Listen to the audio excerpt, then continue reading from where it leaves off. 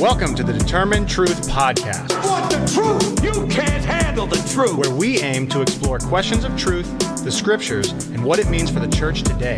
Here are your hosts, Rob Dalrymple and Vinnie Angelo. Hey everyone, welcome into the show. Welcome into the show. We've had some hiccups today. Yeah, and literally. When I say we've had some hiccups, I've had some hiccups all day. This is our second attempt at doing the show. They went away and they're back. So yeah. Anyway, those abrupt stops are going to be me hiccuping. But we're still continuing our series in Thessalonians. And we've spent the last couple of weeks talking about finances, income, specifically, what does poverty look like? Why does poverty exist? Today, we're going to talk about the theology of poverty and the biblical look at what does it mean to care for the poor. We're not trying to put policy out there. We're not speaking of things that way, but it really is a matter of saying, what is the biblical theology of the poor, of finances, of oppression?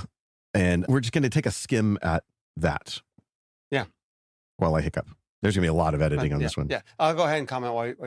The idea was to take certain topics that arise in the biblical text. And in 1 Thessalonians, we have two major ones. One is money and the Puritan work ethic. The other is the end time stuff that we'll get into in a few weeks. And to have these conversations and say, hey, let's go ahead and have this conversation. So in 1 and 2 Thessalonians, as we discussed, you have these passages, if a man will not work, he shall not eat. And that has justified this whole Puritan work ethic mentality, which has led to strong convictions in the church about, oh, we shouldn't give to the poor because it's their fault. So we had a couple of weeks where we addressed, hey, wait a second, is it really their fault? It is, but it isn't. And maybe a remedy for that would be actually to love our neighbors, will be to seek a better educational system for everyone. Now we want to look at what does the scripture say with regard to our responsibility in the church to care for the poor. And I think we've misunderstood that as well. So we're going to it might take us a couple of weeks just because we'll see how it goes. I remember one time, and this is early into studying the Bible for me. I grew up in the church, but I don't think I knew the Bible. I didn't know the Bible well. And I was having a conversation with someone. This is my late 20s. And this is someone who is a lifelong church person, like evangelical picture of being committed to God and Jesus and the church and wanting to live a moral life. And I was being challenged by speakers. This is the mid to late 2000s, probably mid 2000s. And like having more of what we would call a social justice bent. And this person just immediately pushed back on me. And I remember this conversation clearly and said, well, Jesus said, you're always going to have the poor with you. Yeah. And as someone who didn't really grow up reading the red letters, because you don't do that in the evangelical church, I'm like, that doesn't sound like Jesus. That doesn't sound like Jesus. Yeah. And then I went and I was at a Christian college and we had to take a hermeneutics class, and Mark 14 was one of the passages that we had to use as an assignment. Mm-hmm. And so when I got hermeneutics means the science of biblical interpretation, by the way. Yes. How to interpret. The name of the class was actually called The Art of Interpretation, which at first I had no clue what that meant. And I'm like, oh, that's actually a good way, because it is an art and it's a science. It's both. Exactly. Yeah. But reading through Mark's depiction of this, not depiction, but Mark's recollection of this, it's the instance in which Mary, who he doesn't identify as Mary, anoints Jesus, and they're all upset because she anointed him with this jar of oil that could have been, it's worth like a year's wages. It's a highly expensive perfume. And Jesus said, hey, you'll always have the poor with you. But what she did, she could only do this once. Yeah. This is a one-time event that what she could do. But we take that one passage and say, oh, Jesus said the poor you'll have with you always. And it sounds very fatalistic. It's taken that way. It's like, this just sucks. This is just the way it is. And there's nothing more that can be done with it. Is that the way we should be thinking about this passage? Should that be the catalyst for how we approach the poor? It's fundamentally the opposite of what Jesus was saying. And let's put that into context. The argument is, it's okay to take money and give extravagant worship to God because Jesus is God, even though that money could have been used for the poor. Mark 14, the story of the anointing. And that's what Jesus was saying was, hey, you're not always going to have me with you. So she's worshiping me now, and you'll have the poor with you later. You can take care of them later. And people use that to say, oh, we don't have to worry about the poor because they're always going to be with us. That is fundamentally the opposite of what Jesus was trying to get at. Let me point out one thing really quickly. In Mark chapter 7, There's a famous story about Jesus saying Corban, and I won't get into the details too much here, but the idea of Corban was that it's something dedicated to God. So what people were doing was they were taking their inheritance or their wealth, whatever that might have meant, and they were dedicating it to God. And what that meant was it can't be used for any other purpose except for dedicated to God. Sorry, mom and dad, I can't care for you in your old age, even though the commandments tell me I'm supposed to honor my father and mother, which means care for your parents in old age. I can't do that because what I have has been dedicated to God. Now, the trick with that was I actually get to use it as long as I need it. I just can't use it for your purposes. And Jesus says, you are undermining the commandments. So interestingly, that story in Mark 7, if I explain it well enough, contradicts what they're trying to say that Mark 14 actually means. So a couple of thoughts. First off, we're doing a series of videos, or I'm doing a series of videos under the title Revelation Revealed. Every Wednesday night, a new video gets released on the Determined Truth YouTube channel under the playlist Revelation Revealed. And I'm spending 5, 10, 15 minutes or so per video walking through the key parts of the book of Revelation to say, what's Revelation's message to the churches then in terms of the warning, the danger, the positive messages, we're supposed to be God's witnesses and lay down our life for the nations, the love story part. The negative side of it is watch out for the empire and what it's going to do. And we're talking through that and processing, okay, what are we seeing in the church today? And I'm really tying that a lot to the issue of immigration. I'm tying that to the issue of the war and support of wars. We're justifying genocides in Gaza. And I use that in relationship to the idea of, tax cuts for the rich and taking away services to the poor. So having this larger conversation. One of the things I do in the later episodes, which haven't released yet, is I talk about the wealth and the power of the church. I think this is a problem. So I just want to throw that out there. The first thing to notice with regard to the statement, the poor you'll always have, is it's actually a quote from Deuteronomy 15. That's really important. He's quoting Deuteronomy 15. So now Deuteronomy 15, let's read through it here in just a second. The context of Deuteronomy 15 is a Sabbath context. What Deuteronomy 15 is doing is it's saying, okay, you have the 10 commandments in Deuteronomy 5, and then it's going through the commandments and saying, this is what it looks like in a covenantal community. And a covenantal community is a community of people under God's covenant. So it's the national community there. And you can see the fact that it says at the end of chapter 14, the Levite has no portion or inheritance among you, verse 29, but the alien, the orphan, and the widow who are in your town shall come and eat and be satisfied in order that the Lord your God may bless you in all the work of your hand, which you do. Then verse 1, at the end of every 7 years, chapter 15, verse 1, end of every 7 years is this idea of Jubilee or a Sabbath rest. And that's the key, that we're talking about the Sabbath in this particular, in the context of Deuteronomy 15. What does the Sabbath commandment look like? And notice verse 12, but in the 7th year, it's framed around this context of Sabbath. Okay. Now, verse 4, however, there'll be no poor among you. Look at that carefully. There will be no poor among you, since the Lord will surely bless you in the land which the Lord your God is giving you as an inheritance to possess, if only you listen obediently to the voice of the Lord your God, to observe carefully all this commandment which I am commanding you today. In other words, if you obey, there will be no poor among you. But you keep going down. Verse 8, you're going to freely open your hand to your neighbor, generously lend him sufficient for his need. Verse 9, beware that there's no base thought in your heart saying, the 7th year is about to come. I don't think I'm going to lend to my neighbor. Don't do that. Verse 10, give generously. Your heart shall not be grieved when you give. Verse 11, for the poor will never cease to be in the land. The poor you'll always have. In other words, the quotation of Jesus in Mark 14 is from Deuteronomy 15, verse 11. The poor you'll always have in the land. Why? Because you're not going to obey. Because you're going to be disobedient.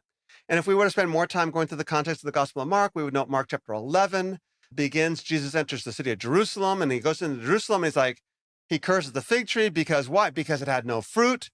And then he goes into the temple and overthrows the money changers' tables and says, my house is supposed to be a house of prayer for the nations. Israel has not been doing its job. Mark 12, what does he say? He says, guess what? This land that you guys are leasing from God, you haven't been obedient, and God wants his due, and they kill the son, and God is, I'm going to give the land to others.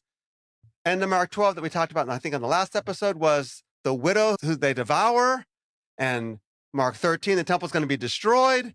Mark 14, the new temple is worshiped. Jesus is the new temple, and he's worshiped. And yeah, the poor you're always going to have. So the first thing to realize is That's because it's a rebuke, because you haven't been obedient. You're supposed to cancel the debts of the poor, and in doing so, be reminded of your dependence upon God. God's going to provide for you. Deuteronomy 15 is a system that God put in place to basically ensure that there would be no poor among you, but they don't do that. So that's the first thing. Does that make sense, Vinnie? Are we tracking okay? Yeah, for sure. Okay, good. Just so you know, I'm trying to not talk as much because every time I talk, that aggravates it. Totally understand. Yeah, that's fine. So the first thing then is Jesus is rebuking the religious leaders. And so now it's like, you still have the poor among you because you haven't been obedient. In Luke 4, Jesus comes into the synagogue, and it says, they get verse 17, they gave him the book of Isaiah. He opens it up and says, verse 18, the Spirit of the Lord is upon me because he's anointed me to preach the gospel to the poor, to proclaim release to the captives and recovery of sight to the blind, to set free those who are oppressed, and to proclaim the favorable year of the Lord. That's the year of Jubilee. In the year of Jubilee, verse 19, all debts are forgiven, all land is restored.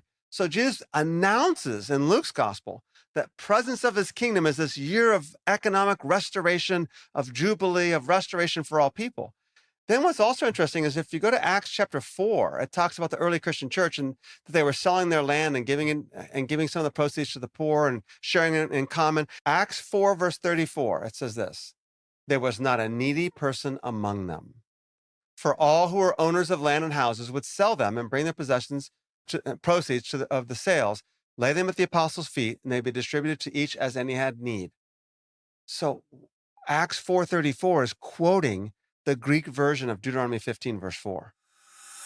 Hey everyone, we want to thank you for joining us on today's podcast. And we want to remind you that everything we provide at Determined Truth is free of charge. And this even includes all of the teaching that Rob, Danny, and myself do on a weekly basis in our online Bible studies, live streams, and our coaching for pastors in India and around the world.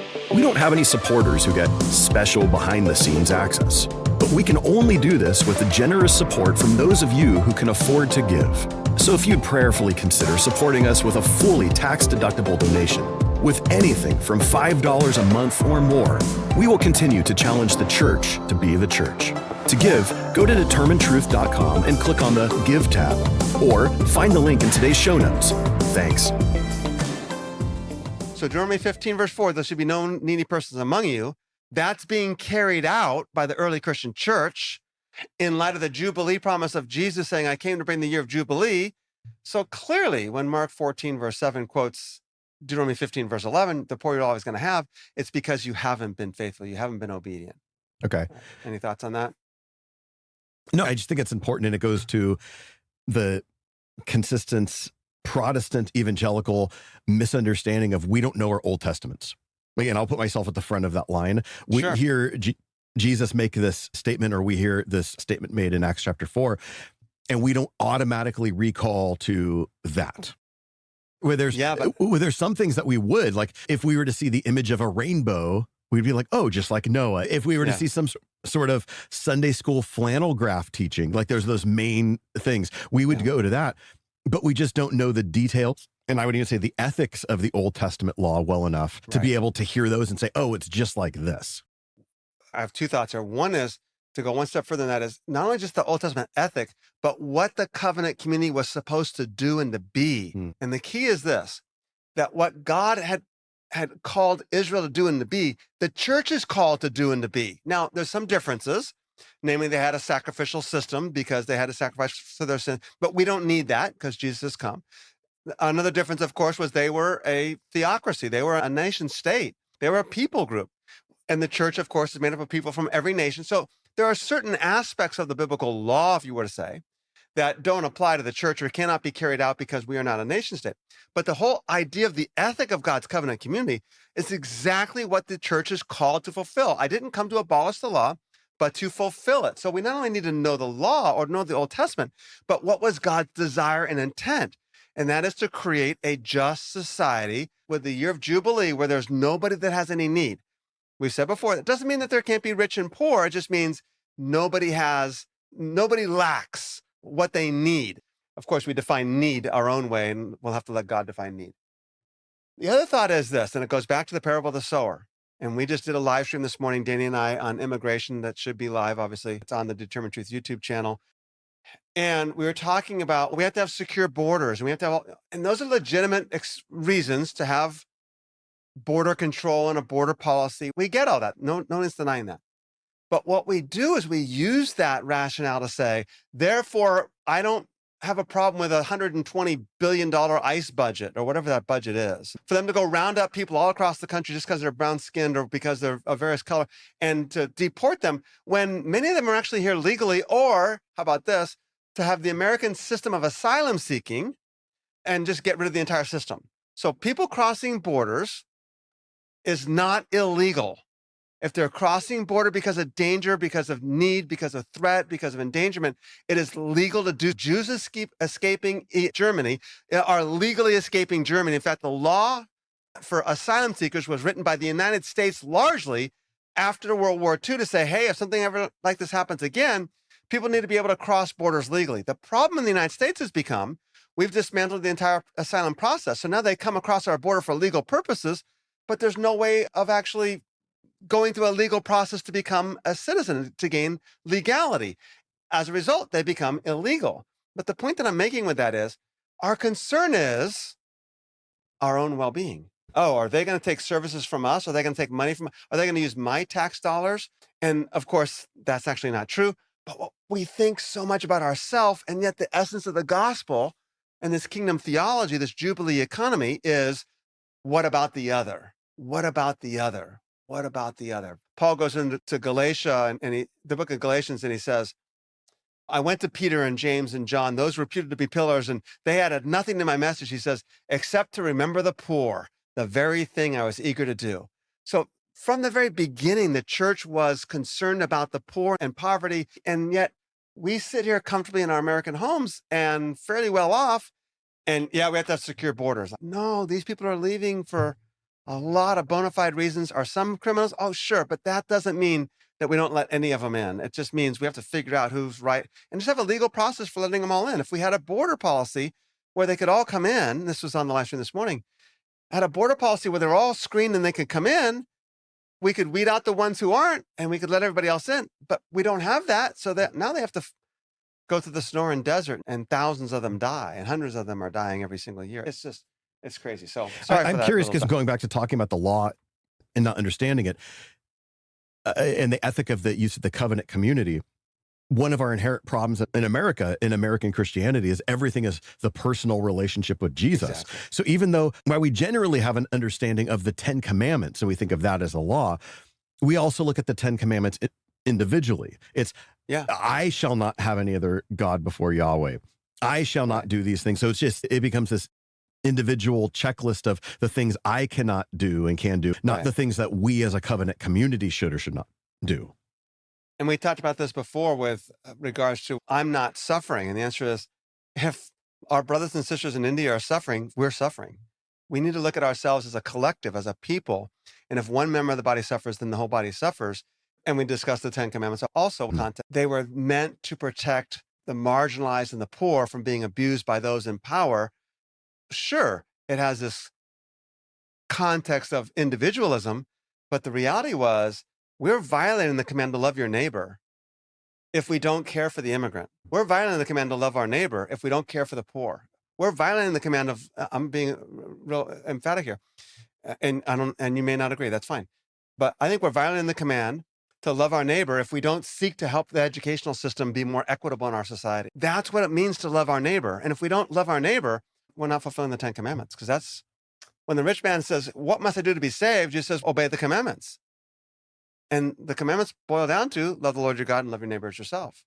We need to process this a little bit more in terms of this communal responsibility, and that includes understanding the Old Testament better. Now, another thing to add to this too, Vinnie, though, is the fact that we fail to understand the teachings of Jesus in light of this Jubilee system that God had intended for the covenantal community of the Old Testament.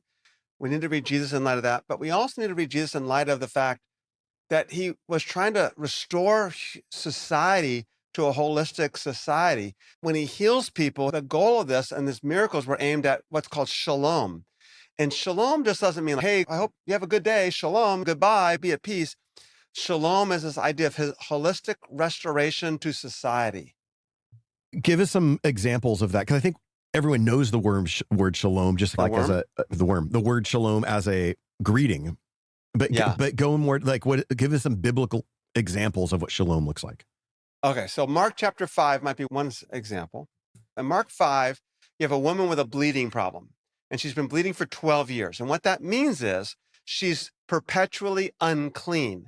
And because any type of blood coming out of your body makes you unclean.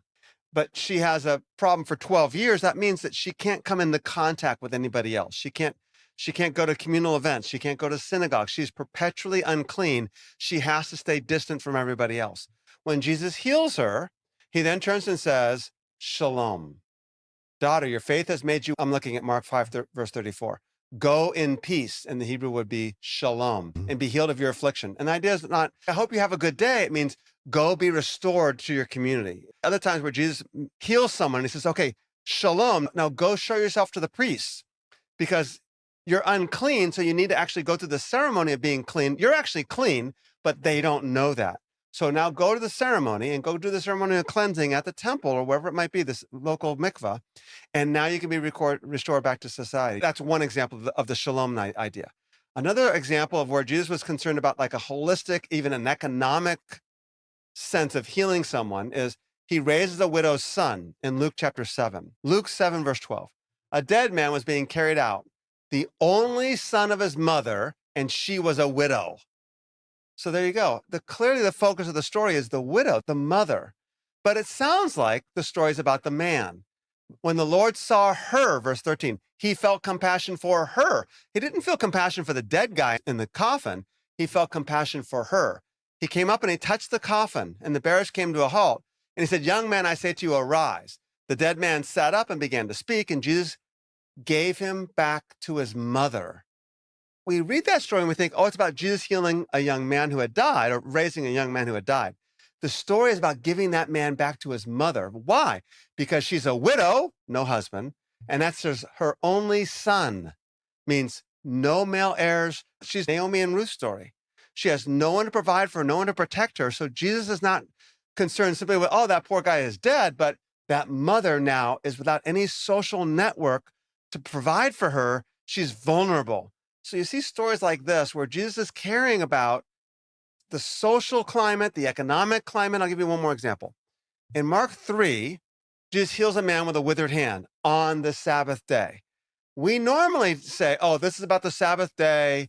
Can Jesus heal on the Sabbath day? Is healing allowed on the Sabbath day or not?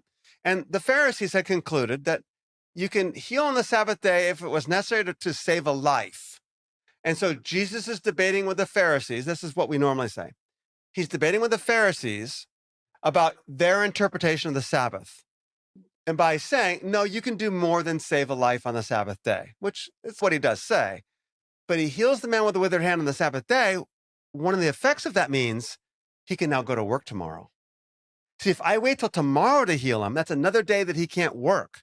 But if I heal him today, tomorrow he can go to work and care for himself and provide for himself, and he won't be dependent upon others. So you start realizing there's more to this, the healings and the miracles than just proving who I am and proving that someday you're going to be resurrected in the kingdom of God.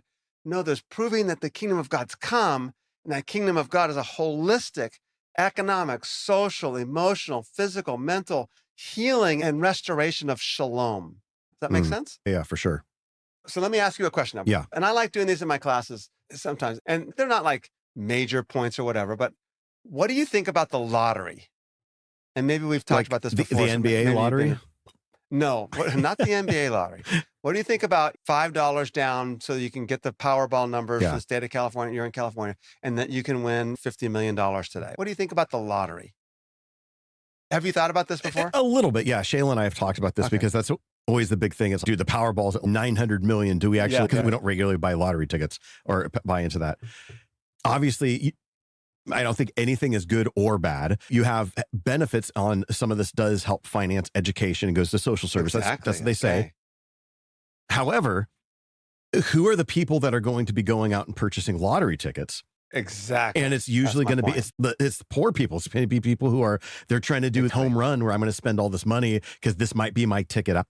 And we would also say, if you look statistically, the overwhelming majority of people who win the lottery absolutely go broke with it within a number of years. They don't do good. Yeah, no, that's right. But it's funny because yesterday was the first day of school at the adult school that I teach at. And I was I had a new student, low income person, and she was at her computer because we do stuff on the computers. And I'm looking in her back, her purse was open, and I could just see it on her desk, and it was filled with lottery tickets. Oh, wow. And it's even there. It's, man, you just spent $40 or $50 on lottery tickets because you're hoping that this is your way out. And how much money does this, $40 or $50? It's like, I can, as a middle-class person, I could do that and it doesn't really affect me. It's not, I don't think it's a wise use of money, but I'm not taking from my kids' education fund or anything like that. Whereas low-income people, $40 or $50, that could be a legitimate percentage of how much disposable income you might have. That's a lot of money. That's right. So it's a tax. The lottery is a tax on the poor. The states go and put the lottery on the ballot and say, the reason why we want to have this on the ballot is because we're going to use the money raised to provide for the schools. We already talked about how the economic inequity of the school system all along.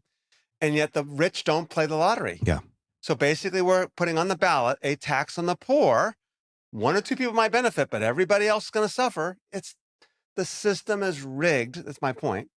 So that the poor are disadvantaged. Doesn't mean it's always bad. What I'm saying is there's so many things in the system that we don't think about where the system is disadvantageous to the poor and sometimes even advantageous to the wealthy. In this case, it's not advantageous to the wealthy. It's just disadvantageous to the poor. Okay, let me give you another one. What do you think about taking bribes? It depends how much are you offering. There you go. A first round pick in the fantasy football draft. I would say a bribe, depending on what we classified as a bribe, but I would say generally, if we're calling it a bribe, it has a negative connotation. It's probably not good. Yeah. So I was in Nigeria, and I had the president of a seminary tell me one time, she goes, she was the president of World Vision, I think international at the time. I can't always remember, for a number of years. And she said, World Vision, which does wonderful stuff. She goes, World Vision does not do business in Nigeria, because I was going to Nigeria soon. And I'm like, oh, that's interesting. I said, why not? She goes, because you can't do any business in Nigeria without bribes, and World Vision will not do bribes. Oh, wow. So I go to Nigeria, and I get in the customs line. You're in a warehouse. It's not like you would think like an American airport. You're like in a warehouse, and there's like a line of like 20 people. There's a guy up in a booth. It's almost like you're going to, like the show Taxi, where you're going to get the ticket to get out, to get your car out of the warehouse. And I'm like 15, 20 people deep. And all of a sudden somebody comes up to me, and I'm the only white man in the line. So it's pretty obvious who I am. Are you Rob Dalrymple? I'm like, yes. Okay, come with me. So they walk me up to the front of the line. I show my passport in my hand, and then we walk away. I'm like, oh, that's cool. I didn't realize at the time, but I realized later on, oh, they paid a bribe to get me out of the line because it's not honorable for me to stand in the line. And so they have to show me honor. The problem with bribes is it benefits the wealthy. Poor can't pay bribes. So if it's a system of justice or injustice that advantages only those who could afford to pay for it, and it disadvantages the poor. So again, these systems. But there's also the situational aspects of it. Like I've never been to Mexico actually, but you hear about the bribes that have to take place with Mexican police. And so say my family, if we're going on a vacation down there and we get pulled over for something and it's totally unjust on what's happening. But if I know that I could get out of this stop and keep my family safe by offering a bribe, absolutely, I'm going to do it. I know that this is propagating the system of bribery, but I'm going to do what I need to do in that situation to keep my family safe. So that's where it's like, I think it becomes the situational ethics side of things. Is it wrong to lie? Yes, it's wrong to lie. Was it wrong for Corrie ten Boom to lie to Nazi officers because she was hiding Jews? No, that was a moral good that she was doing. So I would say that there's general laws that we function by, but then there's also those situational things where it's, but you're doing that. But it's an entirely bigger system and situation that we're dealing with. Let me open up another can of worms, just to give an example of the system being set up to be disadvantageous to the poor and advantageous to the wealthy. And then we do so by recommending two books that I highly recommend to our listeners. One is The New Jim Crow by Michelle Alexander. When I first read that book, I read the first chapter and a half. My oldest son, Justin, was reading it. And I stopped. I'm like, I can't read this anymore. I get it. I got it. And I just stopped reading it because it was so much. I had never heard of half of this stuff at the time.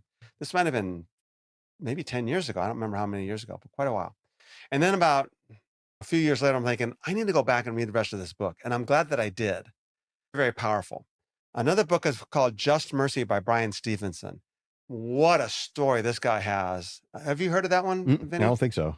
So Bryan Stevenson is an African-American man, had a Harvard law degree, And when he finishes with Harvard Law, he can go anywhere in the country and get a job anywhere he wants. He's going to get a top job anywhere.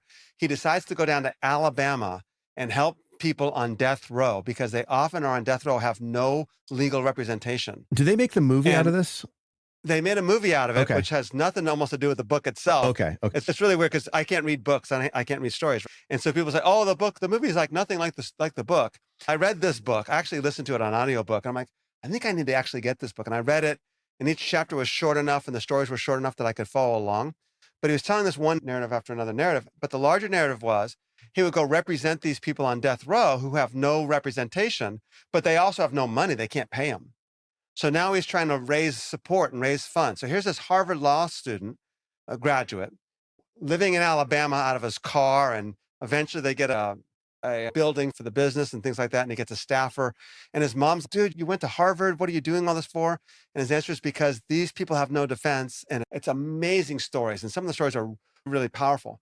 But the point of that is that our legal system in the United States is also unjust and unfair, very often advantageous to the wealthy and against the poor. And two examples. One of is the fact that this is, I think, in Michelle Alexander's book, The New Jim Crow, that if you were to go to Cambridge, Massachusetts, where I was born, the Harvard, MIT, the police force are simply not going to arrest college students in Cambridge and MIT for doing certain drugs because their mommies and daddies are either lawyers or they have good friends that are lawyers or they have money to buy lawyers.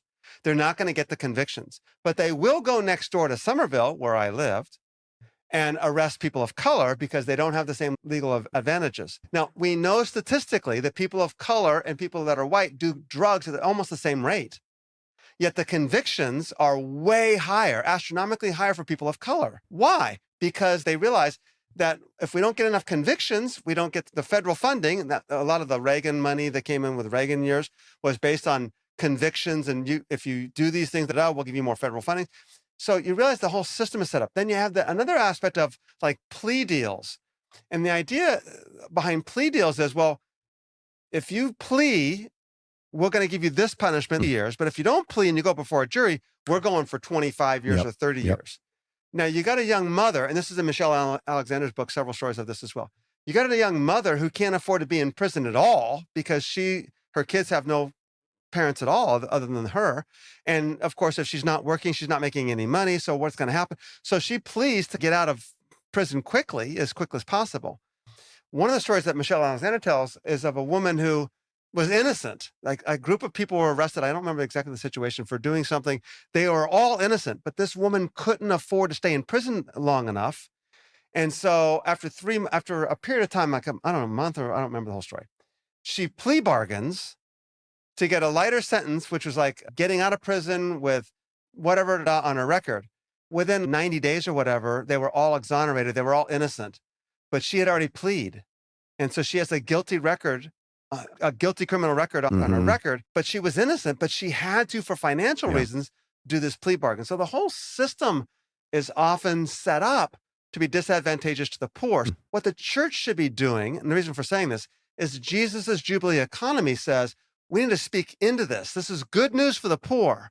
And it's good news for the poor because now the church is going to advocate for them, not overlooking the fact that, okay, you did bad things and you deserve this, but saying, how can we make it possible for people to get out of poverty and not suffer the consequences of poverty that have been imposed on them so oftentimes as well. All right, one more example now. I say one more example, but have you ever heard of time poverty?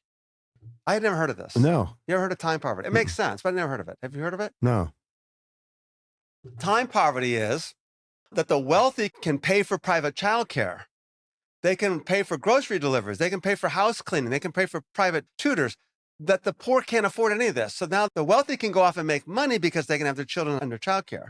My son back in DC, the mom and dad work, and they can afford that because their child goes to childcare, which in DC is extraordinarily expensive. Yeah. But a single mother who barely makes enough money to feed herself and the family, she can't afford childcare. So now that becomes, what do I do? How do I go to childcare? How do I give my child childcare? How do I pay for the bills and work a job? So they can't afford both parents to be off in the work. All these things that advantage the wealthy, where now the poor they spend more time commuting.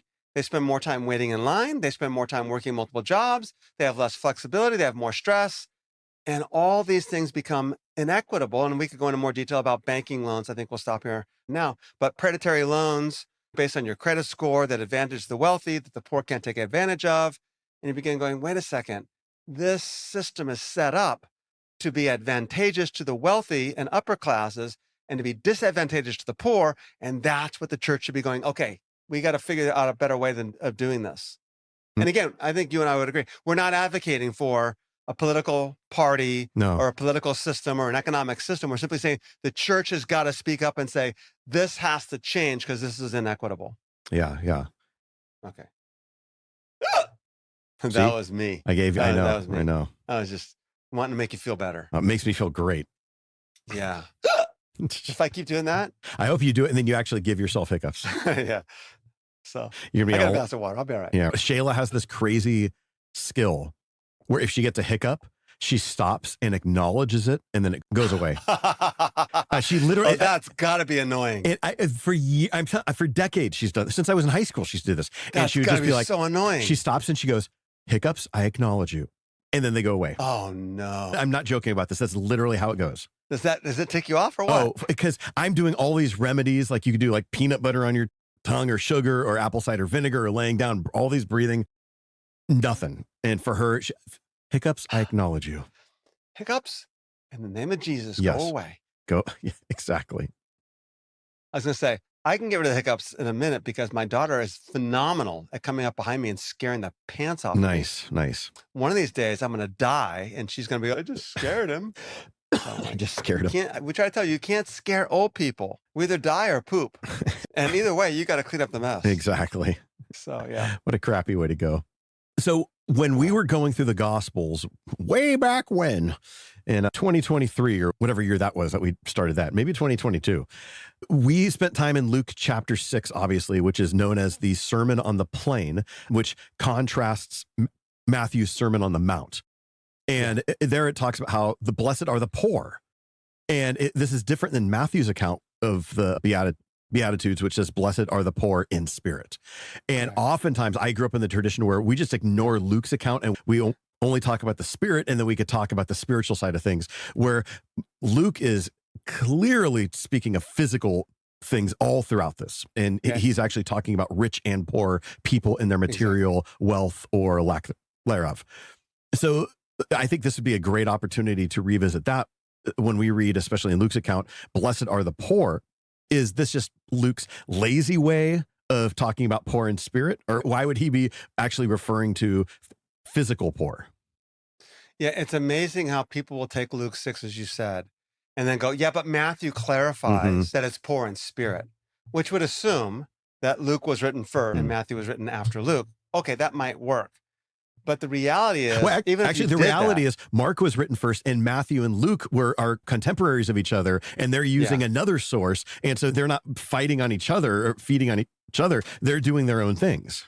But there's some tradition that Matthew is using Luke as one of his sources also. But even if that is the case, Luke itself doesn't allow you to do it that way because, as you said, Luke says, blessed are the poor. And then he says, woe to you who are rich. Yeah. He said, blessed are you who hunger now. Woe to you who are well-fed The context tells us that he's talking about economics here. Exactly. It's totally economics. And the whole rest of the whole chapter is economics, let alone Luke 4, as we said earlier, this year of Jubilee is an economic restoration. So there's no question that the kingdom of God has the idea of this economic equity. And again, that doesn't mean that there's nobody rich. It just means that everybody has at least what they need.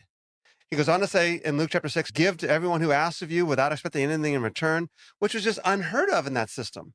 But the whole idea was it's the poor who are asking, and that you wouldn't give because they can't give you anything in return. So when Jesus says give without expecting anything in return, he means to the poor. Because if you give to the rich, you're going to expect something in return. That's the whole idea of giving to the rich, because you benefit and they benefit. And that's the reason why you wouldn't give to the poor. So the whole idea then is Jesus is inaugurating a kingdom that through the Spirit, the poor will be blessed. And you say, here's what's funny. Jesus blesses the poor, or in Luke chapter 4, it's good news to the poor, which is the word euangelion, the word for gospel. The gospel is good news for the poor. And we're like, how is the gospel good news for the poor? because they can accept Jesus as their savior and go to heaven someday. And the answer is, but that's something that the rich get to have as well. That's not something that's exclusively a benefit of the poor. As soon as we realize, oh, this is something that's exclusively a benefit for the poor, we begin to realize that Jesus was talking about having a kingdom of people that were going to seek the well-being of the poor. Now, if they become saved, they get benefit in God's eternal kingdom. But if they don't, they have an advocate now in the here and now who are going to turn the tide of economic exploitation around so that they are not going to be exploited so much. This is the essence of Jesus and the gospel and of the kingdom.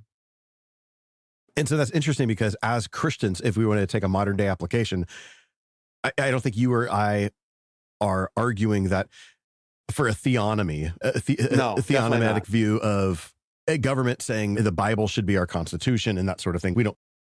Neither of us hold to that view.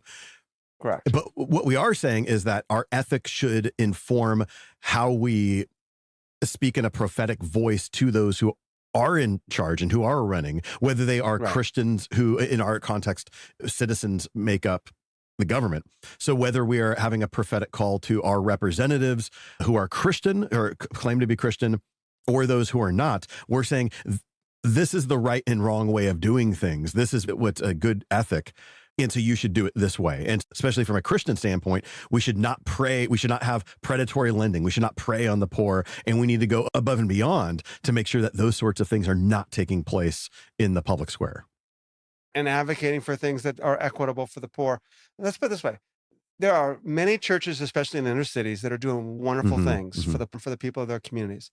But in a lot of the churches that we're familiar with, suburban churches, I suppose that if you were to build a new church in that community, if there's any poor in that community, they wouldn't go, oh, awesome. They would just ho-hum.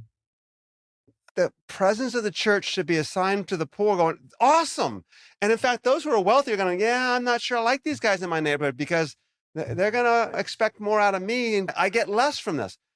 And again, we're not speaking about politics and what that means for a political system. It just simply means the church should be advocating for the poor. It's good news for the poor. And I don't think the church is considered to be good news for the poor in most of the world. It's ironic. I remember this maybe about 10 years ago or so, but in a couple of the cities that border where I live, because I live in kind of a tri-city community, they were talking about in this area where there's some kind of open land behind some shopping areas. They were talking about actually investing and putting in some sort of homeless shelter in there. Yeah. And it was funny how the outrage was largely coming online. People who were getting politically involved and making this like their thing. We're going to post about it. We're going to get involved on the city forums. We're going to speak before the city council. It was Christian people and people who I knew from churches. And they were the ones, and there's real risks that come along with places like that, especially when it is close to suburban areas, when it is close to traffic. But it's funny how it's the church people who are high up in their churches, volunteers, no pastors or anything, but high-level volunteers who I know these people in their churches, and they're the ones who are saying, no, we can't have this.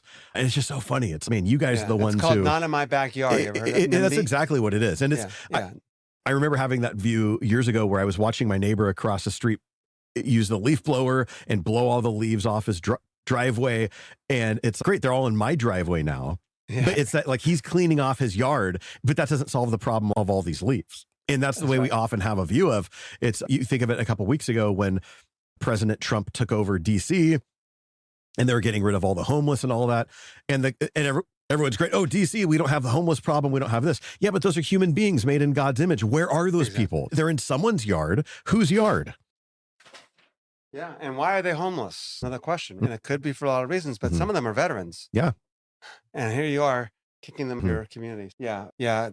What happens with the not in my backyard is they often build those establishments in the poorest of the neighborhoods because those poorest of neighborhoods have the least political ability to make a difference in the politics of the city. So we'll go, the wealthier communities, we're not going to upset them or bring their property values down. We'll just go and do it in the poorer communities where they don't have much say. It's just, I get it. I understand. I'm not sure what the solution is. Yeah, these are real problems. They're real problems. Absolutely. Yeah. We had this in Bakersfield. We were dealing with it a lot. They had gotten approval. They had the money, the funding, they had the building, everything for 200 beds for homeless people in Bakersfield, which would have been more than enough for the problem there. And It was not in my backyard, and they had no place to put the building now. So, okay.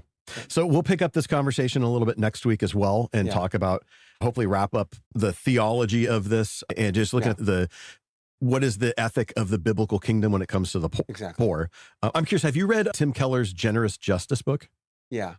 Yeah, I'm a fan of that book. I think he does a great job of laying out the concept of, it's been a while since I read it, but he goes through the Old Testament concept of mishpat as it relates to justice and what it looks like. And it's a good and voice. We're writing a book on this, which was actually finished 5 years ago, and I never saw publication. And then I'm not sure what's going to happen with that book. But Really? That's the whole idea. The whole idea of the book is, what does this look like in the Old Testament context? What was Adam and Eve supposed to establish? Kicked out of the garden. Okay, what was Abraham and his community supposed to establish? And what does Jesus come along and do? Namely, to reestablish that covenant community, what it looks like. No longer in the New Testament sense of a nationalistic sense, but in a international sense. And that's what you have to read Jesus in light of this larger story of this Jubilee economy. Okay. Great. That's it for today. Hopefully, seriously, man, hopefully the hiccups feel better. Aren't too, hopefully we edited a lot of them out because there was many of them. I'm going to try to edit mine. See right there. Just got one. This is, hopefully this goes away soon because this is not, it's not even just annoying. It's like, I can't work. I'm trying to think, how am I supposed to go in my recording booth right after this and narrate? Oh gosh, right there again. Yeah, don't do my book. Do somebody else. Yeah. David Crump is the one who's suffering right now because I'm doing pickups I just need to finish his book. It's been sitting for a week and a half. I had to stop because of COVID, and I literally today I'm going in. I need to finish up some pickups, and I'm sorry. I need to send David another email. Sorry, bud. Yeah.